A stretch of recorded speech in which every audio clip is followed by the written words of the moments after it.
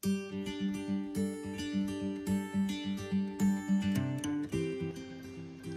anak-anak Bunda. Berjumpa lagi dengan Bunda Sisil dalam pembelajaran pendidikan agama Kristen kelas 5, pelajaran 3 dan 4. Kali ini kita akan bersama-sama belajar materi. Namun sebelumnya mari kita minta pertolongan Tuhan untuk memampukan kita memahami setiap pembelajaran dan firman Tuhan. Mari kita berdoa. Tuhan Yesus, terima kasih atas waktu dan kesempatan yang sudah Tuhan berikan kepada kami, sehingga saat ini kami boleh mempersiapkan diri untuk belajar bersama. Kiranya Tuhan Yesus yang memampukan kami untuk memahami setiap firman dan pembelajaran yang akan kami dengar dan pelajari bersama-sama. Dan biarlah hikmat Tuhan turun atas kami, supaya kami dapat setia melakukan kehendak Tuhan dan menjadi anak-anak terang Tuhan kehendaki. Berfirmanlah Tuhan, kami sudah siap belajar dan mendengar. Dalam nama Tuhan Yesus kami sudah berdoa. Amin. Materi pembelajaran kita hari ini berjudul Allah mengasihi dunia pada pelajaran 3. Sebelumnya kalian sudah melakukan berbagai aktivitas dan mengerjakan latihan soal mengenai materi ini. Tapi kita mau semakin tahu bagaimana sih bukti penyertaan Allah mengasihi dunia. Dahulu kala Tuhan memberikan janji kepada Abraham bahwa seluruh keturunannya akan diberkati. Bahkan Abraham dikenal sebagai bapak orang percaya atau bapak orang beriman. Tuhan juga menjadikan keturunan Abraham akan sebanyak bintang di langit dan pasir di tepi laut. Saat itu Abraham juga heran, bagaimana mungkin umurnya sudah lanjut tetapi dia tidak mempunyai keturunan. Tetapi itulah janji Tuhan. Tuhan sungguh menepati janjinya. Melalui Ishak anak Abraham, Tuhan memberikan keturunan yang sangat banyak yang menempati seluruh isi dunia. Berkat Tuhan diberikan melalui Abraham dan akan turun melalui Juru Selamat Yesus Kristus. Pada Yesus Kristus, seluruh janji Tuhan sudah tergenapi. Itulah asal mula berkat yang dijanjikan. Tapi tahukah kalian bahwa banyak nabi-nabi yang telah mendapat nubuat mengenai kelahiran Juru Selamat, antara lain Yesaya. Pada kitab Yesaya 9 ayat 6 dikatakan bahwa seorang anak akan lahir bagi kita. Namanya disebutkan orang, penasihat ajaib, paling perkasa, Bapa yang kekal, Raja damai. Sementara pada Daniel tercatat di Daniel 2, Daniel 7 ayat 14, kekuasaan besar tidak akan lenyap dan kerajaannya ialah kerajaan yang tidak akan musnah. Pada Mika 5 ayat 2 dikatakan bahwa akan bangkit seorang yang akan memerintah Israel dari kota Bethlehem. Itulah nubuat yang diterima oleh Nabi Mika.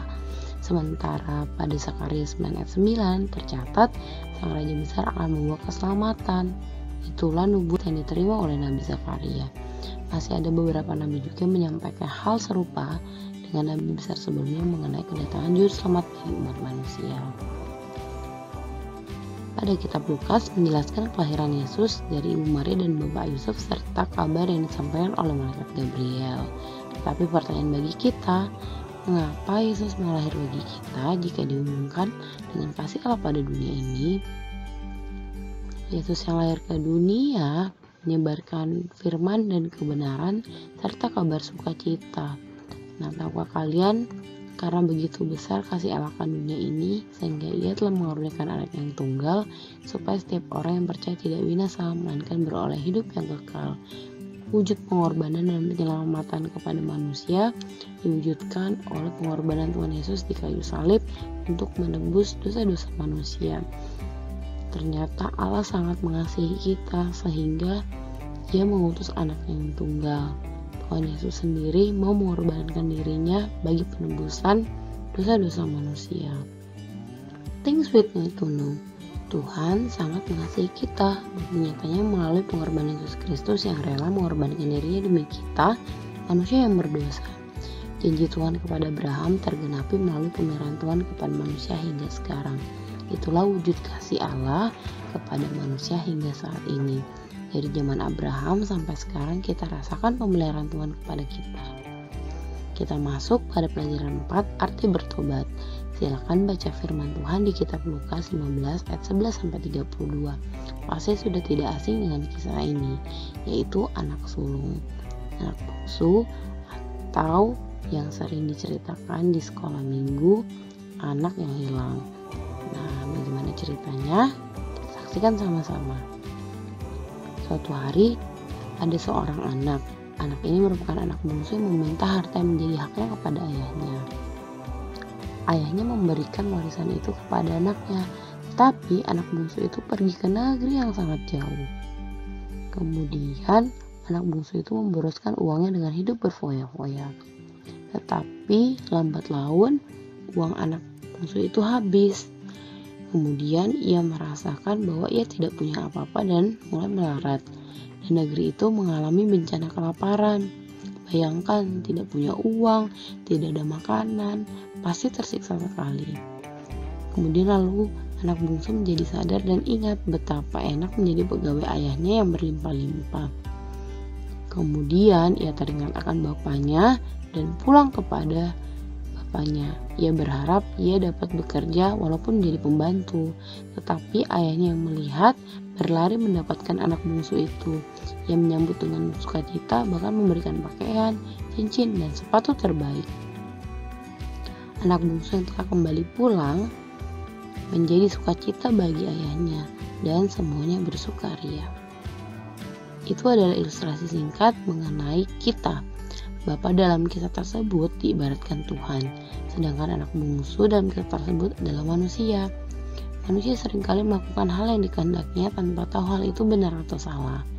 Saat kita menyadari kesalahan, kita menyesal dan berjanji untuk tidak mengulanginya, serta mengubah sikap kita. Hal itulah yang disebut pertobatan. Tahukah kalian bahwa dosa adalah hal yang memisahkan manusia dengan Tuhan? Sebelumnya kita terpisah oleh Tuhan karena adanya dosa, tetapi setelahnya melalui pengorbanan Tuhan Yesus Kristus, hubungan manusia dengan Allah pun kembali pulih. Tetapi Tuhan Yesus yang sudah menembus dosa manusia, yang memberikan keselamatan kepada kita, merupakan anugerah yang tidak boleh disia-siakan. Itulah cara hidup baru manusia yang benar. Tuhan Yesus datang ke dunia sebagai wujud kasih Allah. Melalui pengorbanannya, Ia mau agar kita kembali ke jalan yang benar dan hidup seturut kehendak Tuhan. Bertobat adalah perbuatan berbalik dari dosa untuk datang kepada Tuhan. Pertobatan memiliki 3 hal mendasar pada diri manusia. Yang pertama pikiran, kedua perasaan, dan ketiga perbuatan. Tuhan mengingatkan agar setiap orang bertobat karena kerajaan Allah sudah dekat. Setiap orang harus bertobat agar memperoleh pengampunan. Kisah Rasul 3 ayat 19 mencatat, karena itu sadarlah dan bertobatlah supaya dosamu dihapuskan. Lukas 19 ayat 10 juga menambahkan, sebab anak manusia datang untuk mencari dan menyelamatkan yang hilang. Mari menjadi pribadi yang lebih baik dengan hidup taat dalam segala perintah Tuhan. Wah, tidak terasa pembelajaran kita sekian untuk hari ini. Sampai jumpa di pertemuan selanjutnya. Tuhan Yesus memberkati. Bye, shalom.